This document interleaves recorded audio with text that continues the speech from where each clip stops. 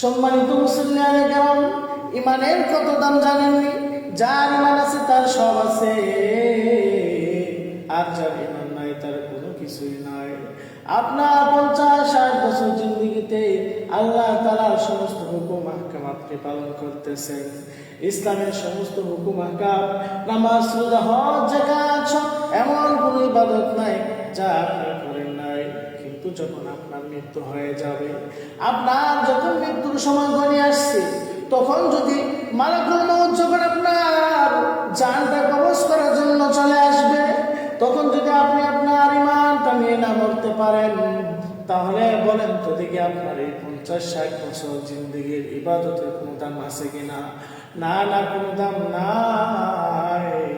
এই জন্য ইমান যার আছে তার সব আছে, ইমান যার নাই তার জন্য জান্নাত নাই। বলেন ঠিক কিনা?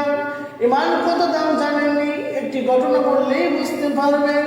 একবার বড় পীর আব্দুল কাদের জিলানী রাহমাতুল্লাহি আলাইহি একবার রাস্তা দিয়ে হেঁটে যাচ্ছিলেন। হঠাৎ করে কুকুরের সাথে সাক্ষাৎ হয়ে গেল। এবার কুকুর ডাক দিয়ে বলতেছে, ও বড় পীর, বলো বলো, তুমি ভালো নাকি আমি ভালো? এই দুনিয়ার জমিনে তুমি ভালো নাকি আমি ভালো? কুকুর এই প্রশ্ন আব্দুল কাদের জিলানী রাহমাতুল্লাহি আলাইহি করলেন। এবার বড় পীর আব্দুল কাদের জিলানী রাহমাতুল্লাহি আলাইহি উত্তর দিয়ে পেরেশানির মধ্যে পড়ে গেলেন। এখন যদি সে কুকুরকে বলো, কুকুর তুই কুকুরের চেয়ে আমি বড় পীর আব্দুল কাদের জিলানী রাহমাতুল্লাহি আলাইহি অনেক ভালো, তো আল্লাহ তাআলার সাথে তো শিরক হয়ে যায়। কেননা আল্লাহ তাআলা তো কোরআনুল কারীমের মধ্যে বলেছেন, ওয়ালা তুসাইর খাদ্দাকা লিন্নাসি ওয়ালা তামশি ফিল আরদি মারহা। ও দুনিয়ার মানুষ শুনে নাও, ও দুনিয়ার মানুষ, তোমরা যারা জমিনের মধ্যে চলবা, খবরদার খবরদার, তোমরা বুকটাকে টান টান করে অহংকারের সাথে চলবা না। কারণ আমি আল্লাহ তাআলা দুনিয়ার জমিনে যারা অহংকার করে চলে তাদেরকে পছন্দ করি না। এই জন্য বড় পীর আব্দুল কাদের এই কথাও বলেন না। আবার এই কথা বলেন না যে এ কুকুর, তুই কুকুর, আমি বড় পীর আব্দুল কাদের চেয়ে ভালো কেন না? কেননা এই কথা যদি বলে তাহলে আল্লাহ তাআলার সাথে তো শিরক হয়ে যায়, আল্লাহ তাআলা তো সন্তুষ্ট হয়ে যাবে। কেননা আল্লাহ তাআলা কোরআন অন্য জায়গায় বলেছেন, ওয়ালাকাদ কাররামনা বানি আদম, এই দুনিয়ার জমিন আমি সবচেয়ে বনি আদমকে সুন্দর করে সৃষ্টি করেছি। তাহলে সে বড় পীর আব্দুল কাদের সে কিভাবে বলে তুই কুকুর আমার চেয়ে ভালো? এই কথাও বলেন না। এবার কুকুরকে ডাক দিয়ে বললেন, ও কুকুর, তোর প্রশ্নের উত্তর 2-3 দিন পরে পাবে।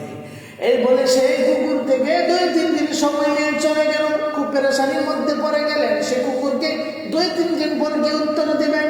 এবার বড় পীর আব্দুল কাদের জিলানী রাহমাতুল্লাহি আলাইহি মসজিদে গিয়ে 2 রাকাত নামাজ পড়ে আমার মাওলার কুদরতি পায়ের মধ্যে সেজদায় পড়ে গেলেন। এবার সেজদায় গিয়ে বলতেছে, খোদার মালিক আল্লাহ, কুকুর তো আমাকে প্রশ্ন করেছে এই দুনিয়ার জমিন আমি ভালো নাকি সে ভালো, কি উত্তর দিব গো মাওলা? তখন আমার আল্লাহ তাআলা তার মাথার জ্ঞান বেনটাকে খুলে দিলেন। এবার আল্লাহ তাআলা বড় পীর আব্দুল কাদের জিলানী রাহমাতুল্লাহি আলাইহি বলতেছে, ওগো বড় পীর আব্দুল কাদের জিলানী, তুমি কুকুরকে কে বলে দিবা?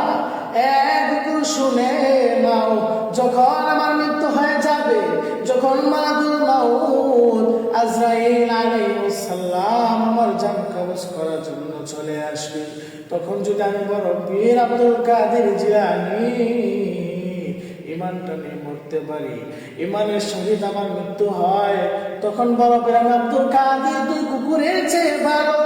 আর যখন মালাকুল মউত আসবে আমার জান কবজ করার জন্য, তখন যদি আমি ইমান না নিয়ে মরতে পারি, বেঈমান হয়ে মারা যায়, তো আমি বড় পীর আব্দুল কাদের তুই কুকুরের চেয়ে নিকৃষ্ট।